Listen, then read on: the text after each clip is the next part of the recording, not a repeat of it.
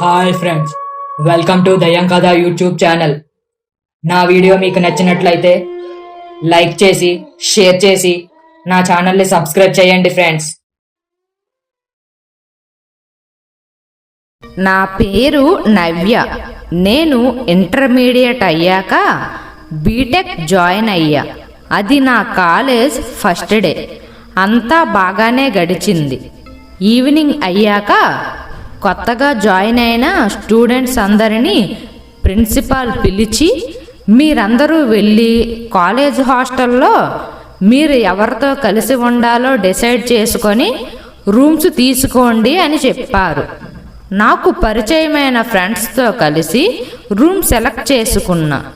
రూమ్లోకి వెళ్ళి కిటికీ తీస్తే ఎదురుగా శ్మశాన వాటిక ఉంది.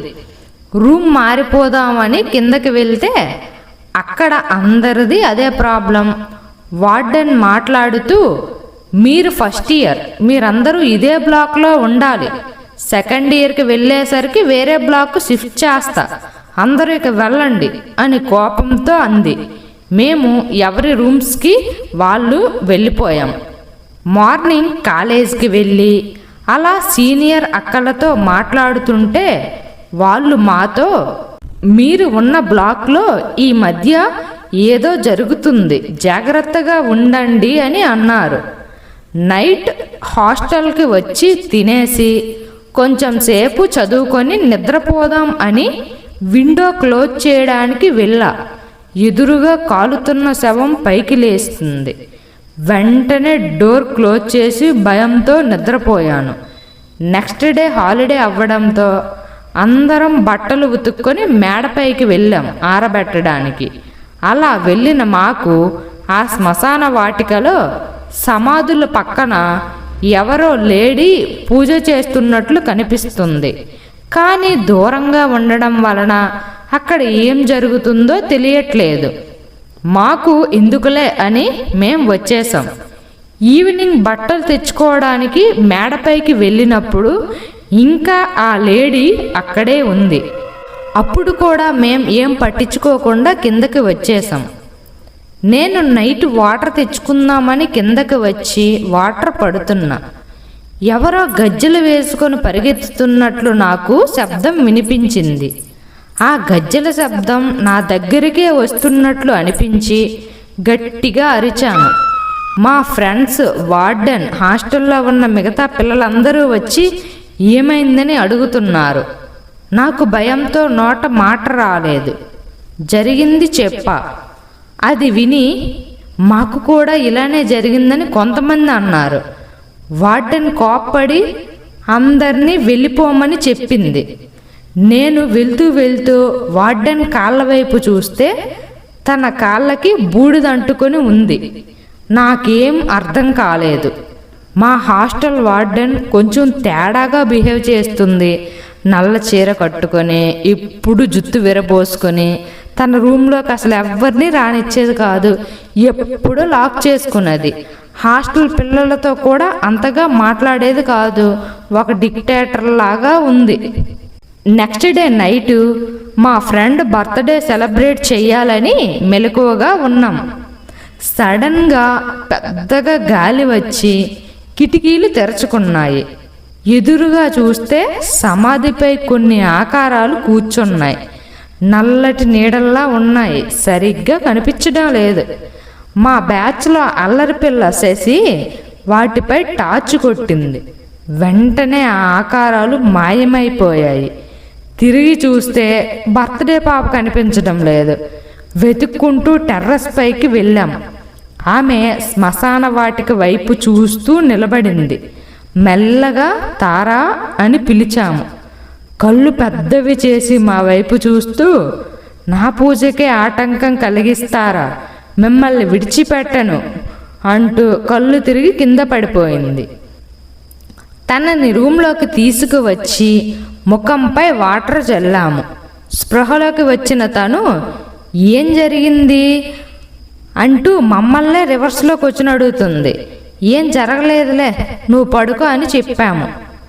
మార్నింగ్ తారా రెడీ అయ్యి, నేను నోట్స్ రాసుకోవాలి, వెళ్తున్నా, మీరు వచ్చేయండి అని చెప్పి వెళ్ళిపోయింది.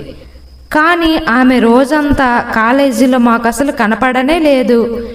ఈవినింగ్ కూడా 8 o'clockకి హాస్టల్కి వచ్చింది.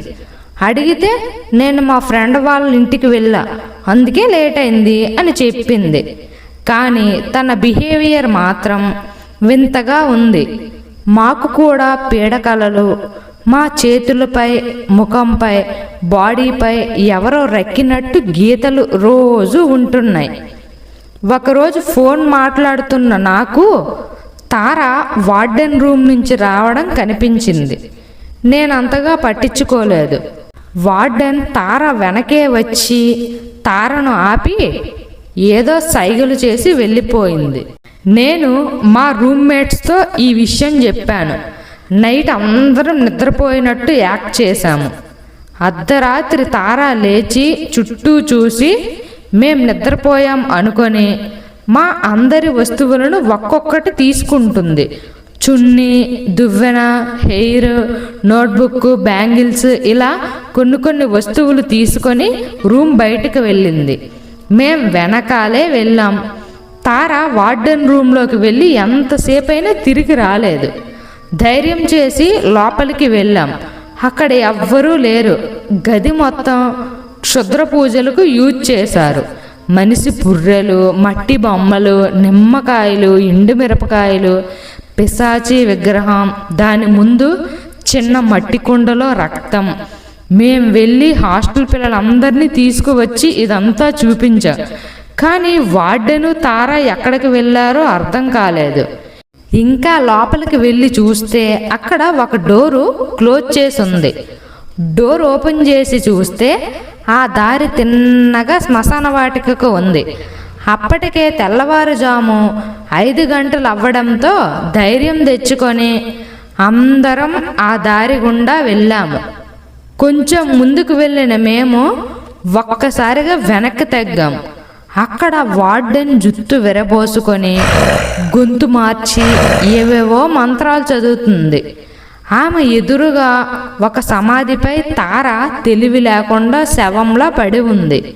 మేము కోపంతో ఆమెపై రాళ్ళు విసిరాము. ఆమె మా వైపు చూసి, మీరు ఆటంకం కలిగించి పెద్ద తప్పు చేశారు, ఆ భూతాల ఆత్మ మిమ్మల్ని విడిచిపెట్టదు అంటూ పారిపోయింది. కానీ అప్పటికే జరగాల్సింది జరిగిపోయింది. తార చనిపోయింది. ఇదంతా ప్రిన్సిపల్కి తెలిసి హాస్టల్ క్లోజ్ చేశారు. ఇలా నా బీటెక్ పూర్తయింది. ఇప్పుడు నేను టీసీఎస్లో వర్క్ చేస్తున్నా. కానీ నాకు అప్పుడప్పుడు ఆ వార్డెన్ కళ్ళ ముందు ఉన్నట్టు కనిపిస్తుంది. మళ్ళీ చూస్తే అక్కడ ఎవరూ ఉండట్లేదు.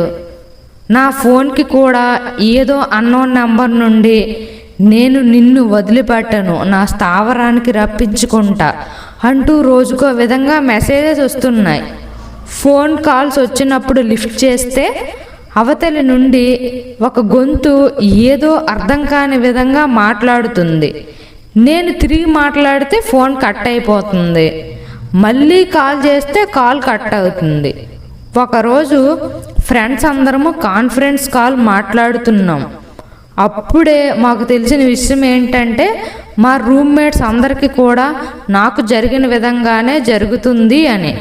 ఇక మేము ఎలా ఆ దెయ్యం బారి నుండి బయటపడ్డాము, వార్డెన్ ఏమైంది, మాకు తెలిసిన నిజాలు ఏంటి అన్నది నెక్స్ట్ పార్ట్లో చూద్దాం.